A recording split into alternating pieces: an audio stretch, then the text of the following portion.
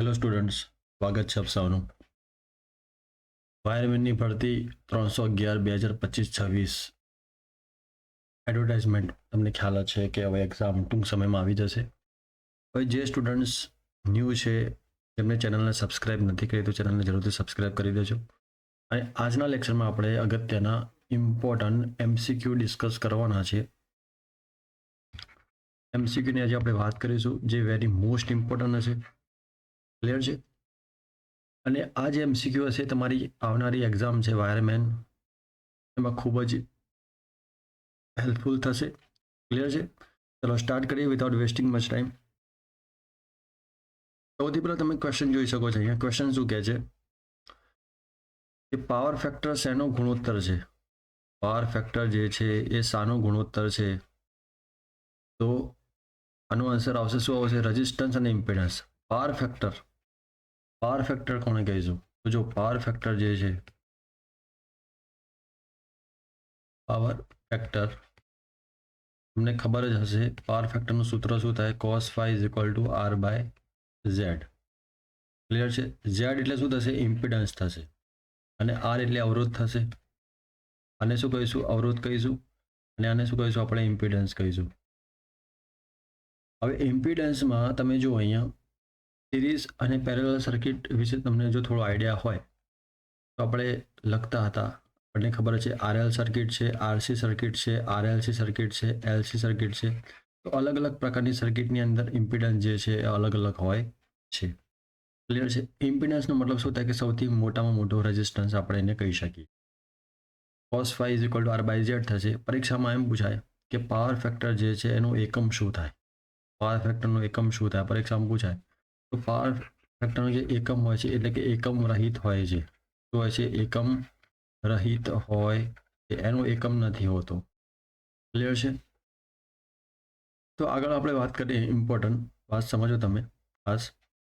Power factor જે છે તમે આ ટ્રાયંગલ ફોર્મમાં આપણે દર્શાવીએ તેમાં ત્રણ મુખ્ય તમને જોવા મળશે પાવર. કયા કયા પાવર હશે? તો એક પાવર જે હશે એ એપરન્ટ પાવર હશે. એક પાવર હશે એ કયો પાવર હશે? તો રિએક્ટિવ પાવર હશે. એક પાવર જે હશે એ કેવો? એક્ટિવ પાવર હશે. ક્લિયર છે? એસ એટલે શું થશે? એસ એટલે થશે એપરન્ટ પાવર કહીશું આપણે. અને પી એટલે શું થશે? પી એટલે થશે એક્ટિવ પાવર અને ક્યુ એટલે રિએક્ટિવ પાવર થશે. સૂત્ર આ જે સૂત્ર છે એ શાનું સૂત્ર છે? તો એસી સર્કિટ માટે તમને ખબર જ હશે સિંગલ ફેઝ સર્કિટ માટે પાવરનું સૂત્ર P = VI cos phi છે. ક્લિયર છે? cos phi = આપણે શું લખી શકીએ? P/V × I. ક્લિયર છે? હવે આ કરંટ આપણે જેમ વધારીશું એમ જે પાવર ફેક્ટર જે છે એ શું થશે? ઘટશે. ક્લિયર છે? શું થશે? પાવર ફેક્ટર જે હશે એ શું થશે ભાઈ? ઘટશે અહીંયા. ક્લિયર છે? તમે જોઈએ cos θ આ જે છે એંગલ છે. એંગલ બિટવીન તમે જોઈએ આ એંગલ ફેઝ એંગલ આપેલો છે. કોના કોના વચ્ચેનો એંગલ છે? એપરન્ટ પાવર અને એક્ટિવ પાવર વચ્ચેનો આ ખૂણો છે, એંગલ છે. તો આપણે જોઈએ આ kW/kVA તમે કરશો એટલે કે ટ્રુ પાવર અપન એપરન્ટ પાવર કરશો તમને શું મળશે? cos phi. પરીક્ષામાં એમ પૂછાય કે cos θ = kW/kVA અથવા ઉલટું પણ આપી દે kVA/kW. તો આન્સર શું આવશે? cos θ = kW/kVA. એકમ હોતો નથી. આનો એકમ પણ શું થશે? ઓમ થશે. આનો એકમ પણ શું થશે? ઓમ થશે. ઓમ ઓમ કેન્સર એટલે શું થઈ જશે? અહીંયા એકમ રહિત છે. ક્લિયર છે? પાવર ફેક્ટર એટલે કે એક્ટિવ પાવર અપન રિએક્ટિવ પાવર. આ સૂત્ર તમે યાદ રાખજો. ક્લિયર છે? એમાં અલગ અલગ પ્રકારના નેચર હોય છે. ઇન્ડક્ટિવ નેચર હશે. ક્લિયર છે? લેગિંગ ઇન્ડક્ટિવ જે સર્કિટ હશે, ઇન્ડક્ટર વાળી જે સર્કિટ હશે એ ઇન્ડક્ટિવ મતલબ ઇન્ડક્ટિવ એ પ્રોપર્ટી છે. કેપેસિટિવ એ પ્રોપર્ટી છે. ક્લિયર છે? તો અહીંયા તમારો જવાબ શું આવશે? રેઝિસ્ટન્સ અને ઇમ્પિડન્સ જે છે એ પાવર ફેક્ટરનો ગુણોત્તર છે. તો રેઝિસ્ટન્સ અને ઇમ્પિડન્સનો ગુણોત્તર છે. નેક્સ્ટ વાત કરીએ. કોઈ પણ વોલ્ટમીટર એમીટર એસીનું રાશિનું રીડિંગ આપે ત્યારે કઈ કિંમત હોય છે? તો એ કિંમત હોય છે, કઈ કિંમત હોય છે? RMS, root mean square. Clear? હવે આ રૂટ મીન સ્ક્વેર જે હોય છે, આ RMS વેલ્યુ જે હોય છે એ અલગ અલગ હોય છે, અલગ અલગ વેવફોર્મ માટે અલગ અલગ હોય છે. RMS વેલ્યુ અને એવરેજ વેલ્યુ તમને જોવા મળશે, ફોર્મ ફેક્ટર જોવા મળશે. ક્લિયર છે? પીક ફેક્ટર તમને જોવા મળશે. તો અહીંયા જો જ્યારે કોઈ પણ વોલ્ટમીટર અથવા એમીટર એસીનું રીડિંગ આપે ત્યારે કઈ કિંમત હોય છે? તો યાદ રાખજો, હંમેશા RMS તમને જોવા મળશે. જોવા મળશે RMS. હવે આગળ વાત કરીએ, સમજો ખાસ. અહીંયા જો RMS નું સૂત્ર, VRMS નું સૂત્ર શું થશે? તો 1/T વર્ગમૂળમાં 1/T, ક્યાંથી ટાઈમ અહીંયા તમે જો 0 થી લઈને T સુધી, 0 થી લઈને T સુધી V square into T dt. આ ફોર્મ્યુલા યાદ રાખજો.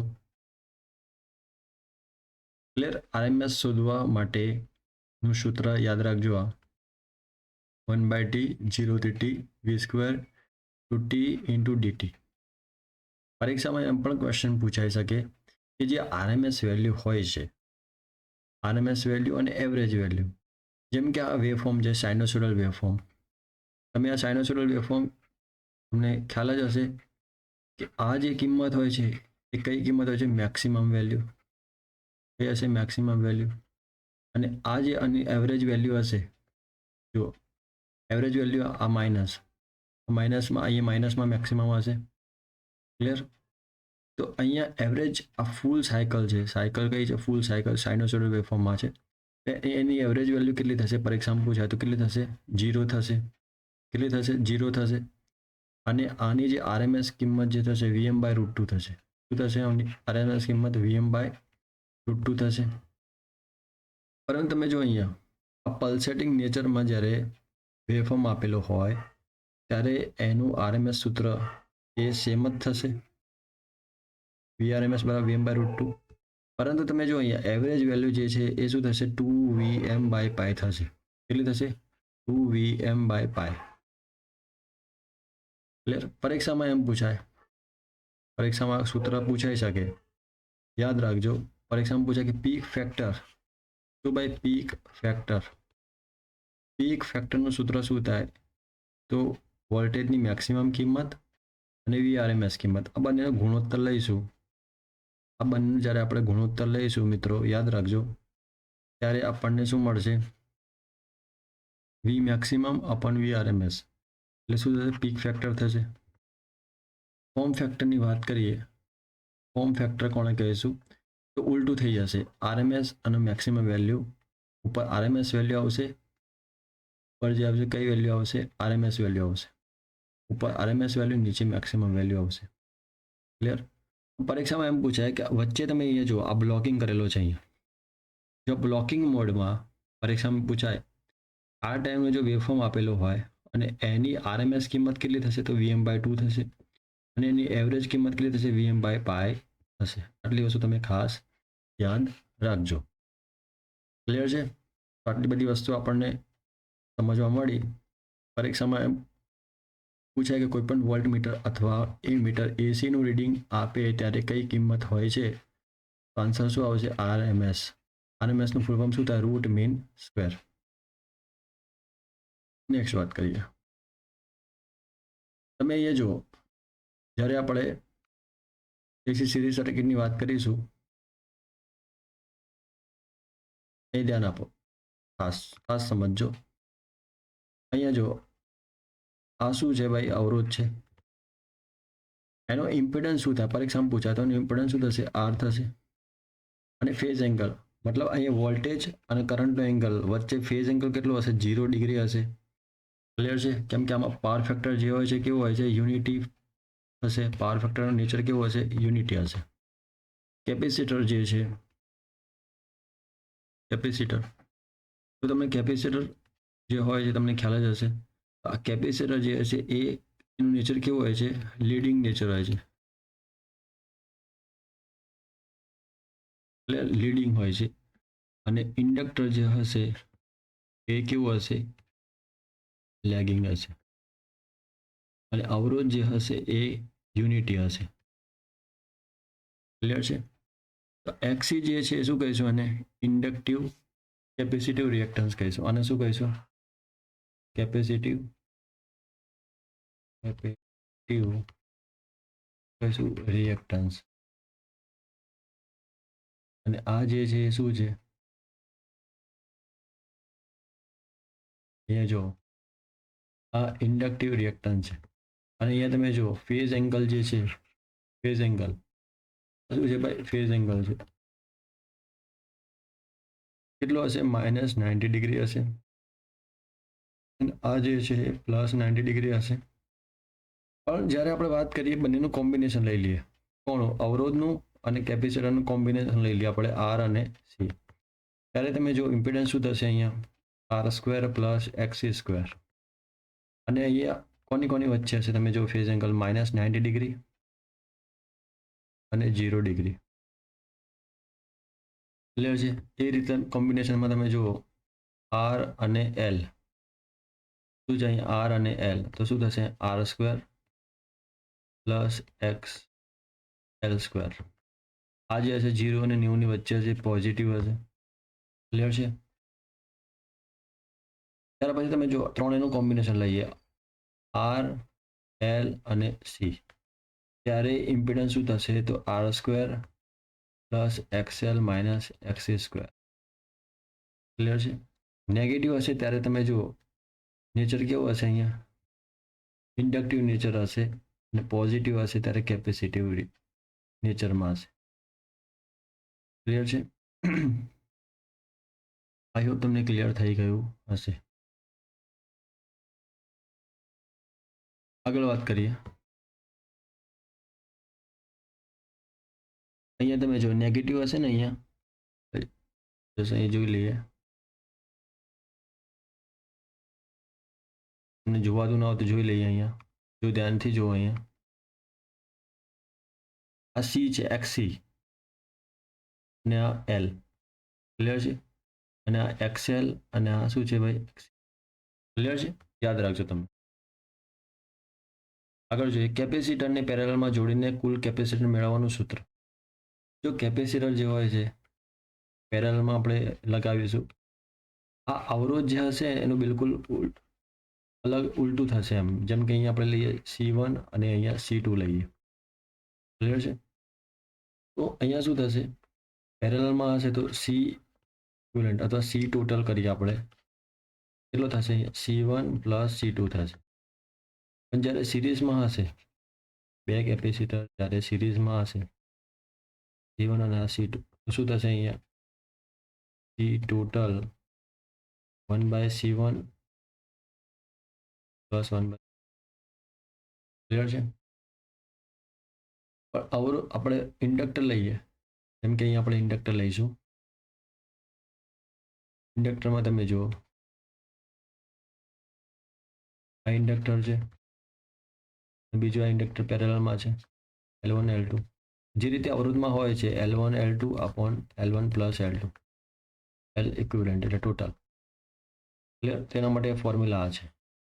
સિરીઝમાં હશે તો L1 + L2 થશે. ક્લિયર છે? મ્યુચ્યુઅલ ઇન્ડક્ટન્સ તમને ખ્યાલ છે, L1 L2 + 2M, આ રીતે આપણે લખતા હતા, બસ ખબર હોય તો.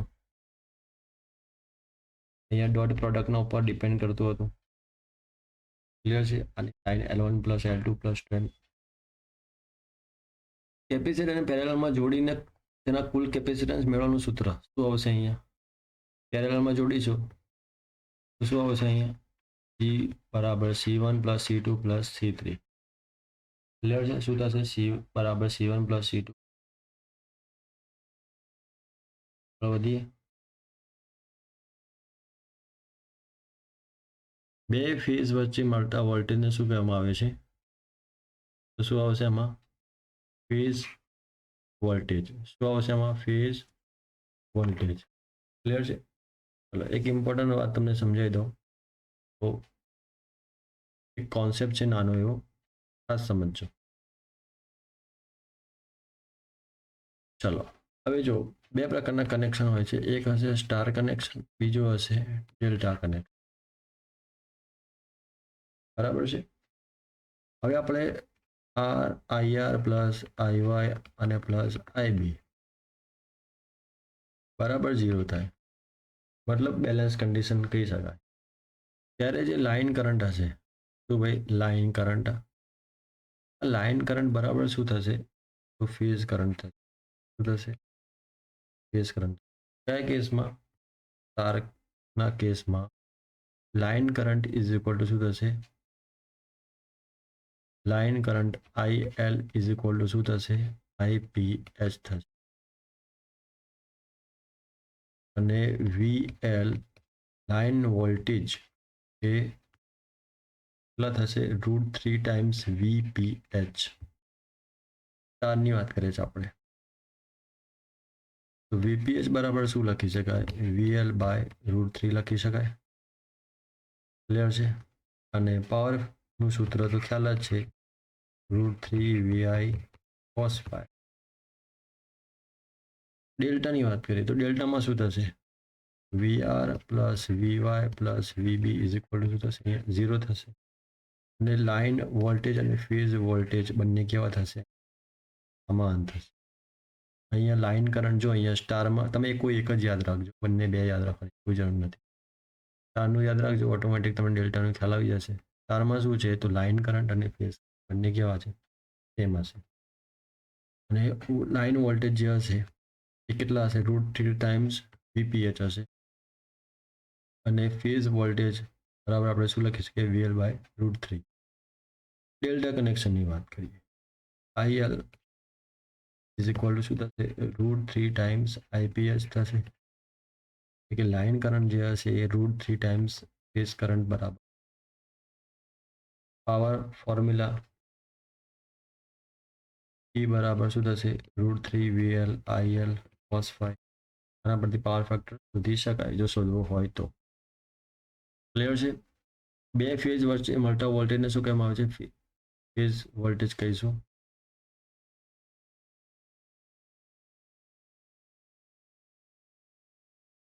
જે ધ્યાન આપો અહીંયા ખાસ સમજો. અહીંયા જુઓ, બે ફેઝ વચ્ચે મળતા વોલ્ટેજને શું કહીશું આપણે? બે ફેઝ વચ્ચે મળતા વોલ્ટેજને લાઇન વોલ્ટેજ કહીશું. બરાબર છે? લાઇન વોલ્ટેજ કહીશું. જ્યારે ફેઝ અને ન્યુટ્રલ વચ્ચે મળતા વોલ્ટેજને ફેઝ વોલ્ટેજ કહીશું. એટલે છે, આ યાદ રાખજો. આમાં શું આવશે? લાઇન વોલ્ટેજ આવશે. ક્લિયર છે? ચલો નેક્સ્ટ વાત કરીએ. કયા લોસ ટ્રાન્સફોર્મર થતા નથી? તો કયા આવશે ભાઈ? Friction loss. ફ્રિક્શન લોસ જે છે એ રોટેટિંગ મશીન હશે, રોટેટિંગ મશીનમાં તમને જોવા, મશીનમાં જ ફ્રિક્શન લોસ તમને જોવા. ટ્રાન્સફોર્મરમાં બે પ્રકારના લોસ હોય છે, કોપર લોસ અને બીજો આયર્ન લોસ હોય છે. ક્લિયર છે? આગળ વાત કરીએ, વાંચી લેજો તમે અહીંયા. ટ્રાન્સફોર્મર ઓઇલ શા માટે રાખવામાં આવે છે? કુલિંગ માટે. આન્સર શું આવશે? કુલિંગ માટે. નેક્સ્ટ વાત કરીએ, જો ટ્રાન્સફોર્મરમાં અલગ અલગ પ્રકારના તમે જોઈ શકો છો, કોમ્પોનન્ટ બ્રીથર છે, પછી રેડિએટર છે, બુકોઝ રિલે છે. બુકોઝ રિલે જે આવે છે ટ્રાન્સફોર્મરમાં જે ઇન્ટરનલ ફોલ્ટ જ્યારે થતો હોય છે ત્યારે એ શું કરતો હોય છે? ફોલ્ટ ડિટેક્ટ કરે છે. જ્યારે ઇન્ટરનલ વાઇન્ડિંગમાં ફોલ્ટ થાય ત્યારે આ અહીંયા છે કન્ઝર્વેટર ટેન્ક આપેલી છે, ઓઇલ ગેજ છે, થર્મોમીટર છે, બુશિંગ છે, મેન ટેન્ક છે. તો transformer is a static device which change the voltage level, current level. ખાલી આ યાદ રાખજો, V1 by V2 is equal to I2 by I1 equal to N2 is equal to. એના પરથી ક્વેશ્ચન પૂછાશે. નેક્સ્ટ વાત કરીએ, મોટરમાં સ્ટાર્ટરનો ઉપયોગ શા માટે થાય છે? શું આવશે? શરૂઆતમાં જે હેવી કરંટ જે હશે એ ઘટાડવા માટે થાય છે. ક્લિયર છે? જો અહીંયા આપેલું છે starter, motor starter. What is motor starter? તો motor starter is basic electrical appliance machinery used for controlling, starting and stopping of motor while relay just switches the power on off. On અને of કરશે. Motor starter also safe guards gadget from low voltage અને over કરંટથી protection આપશે. Safe motor starter મતલબ smoothly motor start કરી શકો. તમે જો આપણા ઘરે જ્યારે ઓલી બોર્ડની સિસ્ટમ હોય છે ત્યારે આપણે એ જે મોટર જે લગાવે છે એમાં સ્ટાર્ટરનો ઉપયોગ કરતા હોઈએ છીએ. ડાયરેક્ટ તમે સ્વિચ નોર્મલ જે મોટરો હોય છે એ રીતે એક સ્વિચ તમે જો એ વખતે કરંટ જે હશે એ હાઈ થઈ જશે એટલે સ્ટાર્ટર લગાવવું ખૂબ જ જરૂરી છે. યુનિવર્સલ મોટર એટલે શું? તો એસી અને ડીસી બંનેમાં ચાલે. યુનિવર્સલ મોટર એ જે છે એ એસી અને ડીસી બંનેમાં ચાલશે એટલે એનું નામ યુનિવર્સલ પાડ્યું છે. જો અહીંયા એસી અને ડીસી બંને સપ્લાય આપણે આપીએ છીએ. યુનિવર્સલ મોટર એક પ્રકારની સિંગલ ફેઝ સિરીઝ મોટર છે જે ઓલ્ટરનેટિંગ કરંટ અને ડીસી ડાયરેક્ટ કરંટ બંને પર ચાલી શકે છે. આ મોટરમાં ફિલ્ડ વાઇન્ડિંગ આર્મેચર વાઇન્ડિંગની શ્રેણીમાં જોડાયેલી હોય છે. જ્યારે ડીસી કે એસી સપ્લાય આપવામાં આવે છે ત્યારે આર્મેચર અને ફિલ્ડ વાઇન્ડિંગની આસપાસ મેગ્નેટિક ફિલ્ડ રચાય છે. આ બંને ફિલ્ડ વચ્ચેની પ્રતિક્રિયાના કારણે યુનિડાયરેક્શનલ ટોર્ક ઉત્પન્ન થાય જેનાથી શાફ્ટ ફરે છે. યાદ રાખજો આ કોન્સેપ્ટ. નેક્સ્ટ વાત કરીએ આર્મેચર વાઇન્ડિંગમાં સામાન્ય રીતે કયો ફોલ્ડ થાય છે? તો ઓપન સર્કિટ ફોલ્ડ, અર્ધ સર્કિટ, શોર્ટ સર્કિટ બધા ફોલ્ડ થશે. તો જવાબ શું આવશે? ડી આવશે. સામાન્ય રીતે ન્યુટ્રલ વાયર કયા કલરના ઇન્સ્યુલેશનમાં આવે છે? જો વેરી ઇમ્પોર્ટન્ટ કાળો કલર આવશે. જોઈ લો આ ફટાફટ ખ્યાલ આવી જશે. ગ્રીન કલરનો જે વાયર હશે ગ્રીન વાયર એ કોનો હશે? અર્થનો હશે. લાલ વાયર રેડ જે હશે એ લાઈવ વાયર કહીશું. ન્યુટ્રલ હશે એ કાળા કલરનો હશે. ક્લિયર છે? હાલ તમે જુઓ અહીંયા ન્યૂ વાયર કલર તમે જોઈ શકો છો. બ્લુ છે, બ્રાઉન છે, ગ્રીન અથવા યલો તમે જોઈ શકો છો. જેમ કે ન્યુટ્રલ માટે બ્લુ પણ યુઝ થઈ શકે. અત્યારે હાલ એક્ઝામમાં પ્રશ્ન પૂછાઈ શકે કે ન્યુટ્રલ માટે કયો વાયર વપરાય છે? તો બ્લુ આવશે અહીંયા. બ્રાઉન જે છે અત્યારે હાલ રેડની જગ્યા બ્રાઉન યુઝ થાય તો એ વાયર કયો હશે? લાઈવ વાયર હશે. અને ગ્રીન અથવા યલો, ગ્રીન પણ હોઈ શકે અને યલો પણ હોઈ શકે. તો યાદ રાખજો. મોટર વાહનમાં ડાયનામોનો ઉપયોગ શા માટે થાય છે? આન્સર આવશે સી આવશે. બેટરી ચાર્જિંગ માટે તેનો ઉપયોગ થાય છે. આ યાદ રાખજો આટલી વસ્તુ. તારનો અવરોધ કોના પર આધાર રાખતો નથી? તો ભાર પર આધાર રાખતો નથી. અવરોધનું સૂત્ર શું? R is equal to rho L by A. યાદ રાખજો આર જે હોય છે કોના સંપર્કમાં હોય છે? લંબાઈના. કોઈ તાર લઈએ લંબાઈ એ હશે, ક્રોસ સેક્શન હશે એ બરાબર શું થશે? પાઈ આર સ્ક્વેર થશે. અને આર ઇઝ પ્રપોર્શનલ શું હશે? રજિસ્ટિવિટી. યુનિવર્સલ પ્રપોર્શનલ શું હશે? એરિયા હશે, ક્રોસ સેક્શન એરિયા હશે. તો તારનો અવરોધ કોના પર આધાર રાખતો નથી? તો ભાર પર આધાર રાખતો નથી. આગળ વધીએ. વિદ્યુત સર્કિટમાં વીજ દબાણ માપવા માટે જો જ્યારે પેરેલલ કનેક્શન હશે આ પ્રકારનું ત્યારે તમે જુઓ અહીંયાથી આપણે મેજર કરી શકીએ. મતલબ પેરેલલ જ્યારે કનેક્શન હશે ત્યારે વોલ્ટેજ જે હશે વોલ્ટેજ કેવો હશે? સરખો હશે, સમાન હશે. પણ આવું કનેક્શન હશે અહીંયા જો અહીંયા જે વોલ્ટેજ જે હશે અહીંયા વચ્ચે વોલ્ટેજ આની વચ્ચે વોલ્ટેજ બંને વોલ્ટેજ કેવા હશે?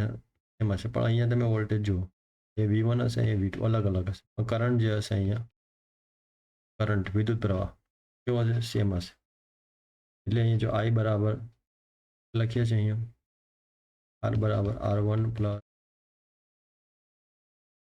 V ઇઝ ઇક્વલ ટુ શું આવે? IR સૂત્ર પર જ હશે. R બરાબર શું થાય? By I. ક્લિયર છે?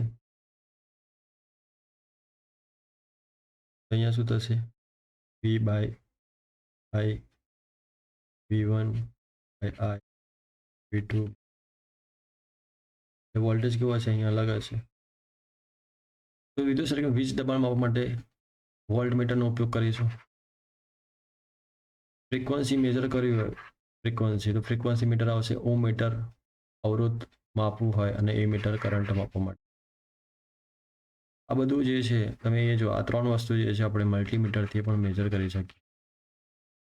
આ ફ્રીક્વન્સી મીટર માટે અલગ મીટર આવે. આગળ વાત કરીએ તો એક સારી બાબત આપેલી છે અહીંયા. મેગર જે છે, મેગર ઇન્સ્યુલેશન રજિસ્ટર મેજર કરવા માટે એનર્જી છે, મીટર એનર્જી મીટર, વોટ, પછી ફ્રીક્વન્સી મીટર છે, ઓમીટર છે. આ યાદ રાખજો. ઇન્સ્યુલેશન રેઝિસ્ટન્સ મેજર કરવા માટે શાનો ઉપયોગ કરીશું આપણે? એનો ઉપયોગ. મેગર. આગળ વાત કરીએ. એકમ પદ્ધતિમાં વીજ પ્રવાહ માપવાનો એકમ કયો છે? Ampere. I is equal two શું થશે? ક્યુ બાય ટી. ક્યુ બરાબર શું થશે? એન ઈ થશે. બે પ્રકારના વિદ્યુત ભાર, ધન વિદ્યુત ભાર હોય છે, ઋણ વિદ્યુત ભાર હોય છે. સમાન વિદ્યુત ભારો વચ્ચે શું થશે? અપાકર્ષણ થશે. અને તમને ખબર હશે Q1 Q2 by R square. શાનું સૂત્ર છે? કુલમના નિયમનું સૂત્ર છે, બળનું સૂત્ર છે. એકમ પદ્ધતિમાં વીજ પ્રવાહ માપવાનો એકમ કયો છે? એમ્પિયર છે. વીજ દબાણ માટે વોલ્ટ છે, વીજ શક્તિ માટે વોટ, પાવર. પછી અવરોધનો ઓમ હશે, ઇન્ડક્ટન્સનો હેનરી હશે, કેપેસિટરનો ફેરાડ હશે. ફેરાડે નહીં હો, ફેરાડ ખાલી. ઇન્ડક્ટિવ જો આ બધાનો શું આવશે? ઇન્ડક્ટિવ રિએક્ટન્સ હોય, કેપેસિટિવ રિએક્ટન્સ શું હશે? ફ્રીક્વન્સી યાદ રાખજો. વાહકમાં વીજ પ્રવાહના વહનને મદદ કરનાર ગુણને શું કહીશું આપણે? કંડક્ટન્સ કહીશું. આ કંડક્ટરની પ્રોપર્ટી છે, કંડક્ટન્સ.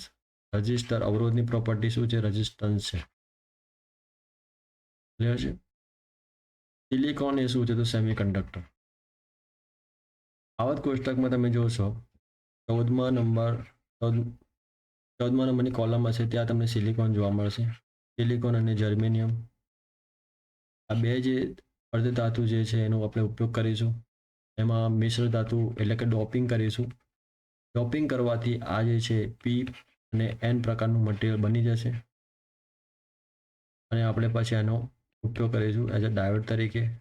3 આવા એડ કરી દઈએ તો શું બની જશે? પીએનપી ટ્રાન્ઝિસ્ટર બની જશે. 4 એડ કરશો તમે પીએનપી શું બની જશે? થાઇરિસ્ટર બની જશે. ક્લિયર છે? આ બહુ જ કામની વસ્તુ છે. સિલિકોન એ સેમિકન્ડક્ટર મટીરિયલ. નેક્સ્ટ વાત, ફ્યુઝ જોડાણ ખાલી જગ્યામાં કરવામાં આવે છે. તો લાઈવ વાયરની સિરીઝમાં લાઈવ વાયર હશે ત્યાં સિરીઝમાં આપણે એને કરીશું. એ આવશે આન્સર. પછી રિટર્ન જોઈન્ટ ક્યાં વપરાય છે? તો ઓવરહેડ લાઇનમાં વપરાય છે. યાદ રાખજો, એ આન્સર આવશે. ઓહમના નિયમ અનુસાર સર્કિટમાંથી પસાર થતો કરંટ ખાલી જગ્યાના વ્યસ્ત પ્રમાણમાં હોય છે. રેઝિસ્ટન્સના વ્યસ્ત પ્રમાણમાં હોય છે. શું કહે છે? ઓહમના નિયમ અનુસાર સર્કિટમાં પસાર થતો કરંટ ઓહમના નિયમના વ્યસ્ત પ્રમાણમાં હોય છે. જેટલો વધશે એટલો કરંટ ઘટશે. જો આ અવરોધ જે હોય છે, અવરોધનું મુખ્ય કામ શું હોય છે? પરીક્ષામાં પૂછે મેઇન કામ શું હોય છે? તો કરંટને કંટ્રોલ કરવાનું. કરંટને કંટ્રોલ કરવાનું કામ છે. સૂત્ર યાદ રાખજો, V = IR થશે. બીજા ઘણા બધા સૂત્રના પરથી બનાવી શકાય. નેક્સ્ટ વાત, કિર્ચોફના પ્રથમ નિયમને કઈ રાશિનું મૂલ્ય મળે છે? તો કરંટ. PLCBનું પૂરું નામ earth leakage circuit breaker. MCB એ મિનિએચર સર્કિટ બ્રેકર છે. પ્રેક્ટિકલ ફિલ્ડમાં સિરીઝ સર્કિટનો ઉપયોગ નીચેના પૈકી ક્યાં થાય છે? તો સિરીઝ ડેકોરેટિવ લાઇટિંગમાં, મોટર રિવાઇન્ડિંગમાં, વોલ્ટેજ ડ્રોપ કરવા માટે પણ, એટલે કે આપેલ તમામ ડી આવશે. 1 જૂલ પ્રતિ સેકન્ડને ખાલી જગ્યા કહે છે? તો 1 વોટ કહે. એમકેએસ પદ્ધતિમાં 1 હોર્સ પાવર એટલે કે 735.5 વોટ થશે. કેટલા થશે? 735.5 વોટ. જનરેટર જે છે,